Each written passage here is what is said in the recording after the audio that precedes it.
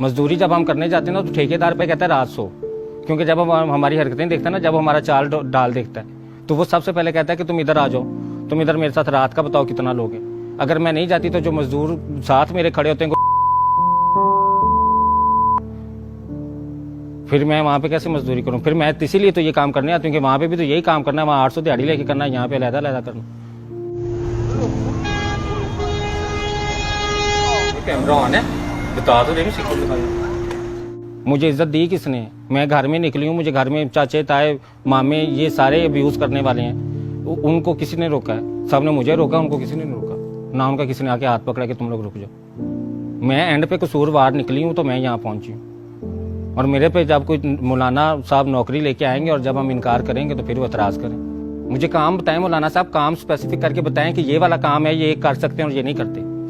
मुझे बताएं, मैं कर लेती हूँ। रेडी चलाने के लिए मेरा भाई सबसे पहले रेडी चाहिए, ठीक है ना। रेडी चलाने के लिए उसके ऊपर सामान फ्रूट चाहिए। फ्रूट लेने के लिए मुझे 100 बंदे से मिलना है, और 100 बंदे से मिलकर 100 बंदे ने मुझे खुसरा कहना है। उसने ये नहीं कहना कि ये यहाँ पे मजदूरी करना है, उसने कहना यहाँ पे खुसरा फ्रूट बेचना है। 100 बदमाश गली में से गुजरने वाला खुसरा देके उसने वैसे फ्रूट उठा लेना कि मैं पैसे नहीं देता, जो कर सकते हो जाओ कर लो। मौलाना साहब खुसरों की इज्जत पैदा करे मुआशरे में। मैं कहती हूँ मौलवी साहब ये ऐलान करे। मौलाना तारिक जमील ने रो रो कितनी दुआएं मांगी हैं, उन्होंने मर्द औरत का नाम लिया, वो खुसरों का नाम भी तो ले ही सकते थे अगर फाशी बेहजाई हम फैला रहे थे।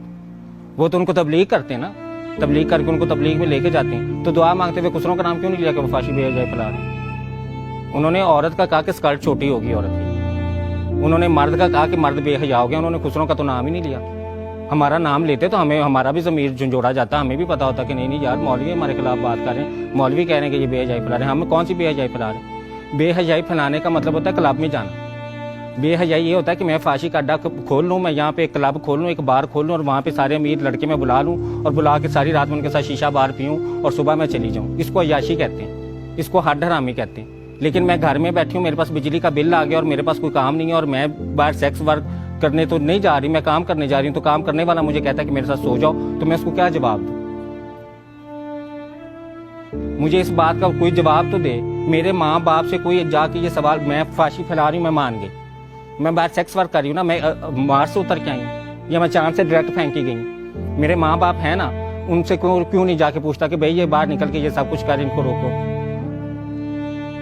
आखिर मैं पैदा हुई हूँ ना, मेरा एक फैमिली पूरी खानदान है मेरा, वो किधर है? उनसे पूछे ना, वो क्यों नहीं मुझे जवाब देते आगे, और सोसाइटी को जवाब दे। मैं अगर फांसी फैला रही हूँ, मैं बाहर सेक्स वर्क कर रही हूँ, मैं भीख मांग रही हूँ, तो मेरे माँ बाप क्यों नहीं मुझसे पूछते आगे, वो क्यों नहीं मुझे रोकते, क्यों नहीं मेरा बाज पकड़ घर लेके जाते कि चलो आओ घर चले। आपका बेटा, आप किसी का भी बेटा बाहर सेक्स वर्क कर रहा हो या फांसी फैला रहा हो, तो वो पकड़ के गाड़ी लेके जाएगा ना, कि उसे कहेगा कि ये इसकी हेडर आमी, इसको फांसी के अड्डे पे छोड़ो। वो उसको मारेगा, उसको पीटेगा, उसको रोकेगा, हर तरह से उसको रोकेगा। तो मेरे माँ बाप किधर है, उनसे क्यों नहीं कोई पूछता, वो मुझे रोकें? क्या शर्मिंदगी का बायस है? यहाँ पे कातिल शर्मिंदगी का बायस नहीं है, यहाँ पे जानी शर्मिंदगी का बायस नहीं है, यहाँ पे चोर डाकू सारे ही यहाँ पे शरीफ हो गए, हम भी शर्मिंदगी का बायस रह गए। हम चौक में नंगे तो नहीं घूमते, मैं चौक में छोटी स्कर्ट पहन के तो नहीं गई हुई कि मैं शर्मिंदगी का बायस बन गई। हाँ, मैं इतनी छोटी सी स्कर्ट पहनी हो, मैंने इतनी छोटी सी ब्रेजियर पहनी हो, ठीक है, तो फिर तो मैं बेहजाई भी फैलाऊं, फिर तो मैं शर्मिंदगी भी बनूं। वो सेलिब्रिटी बन गए। मुझे इस बात का जवाब दें कि इतनी छोटी स्कर्ट मिनी पहन के वो सेलिब्रिटी बन गए, मैं बेहया बन गई।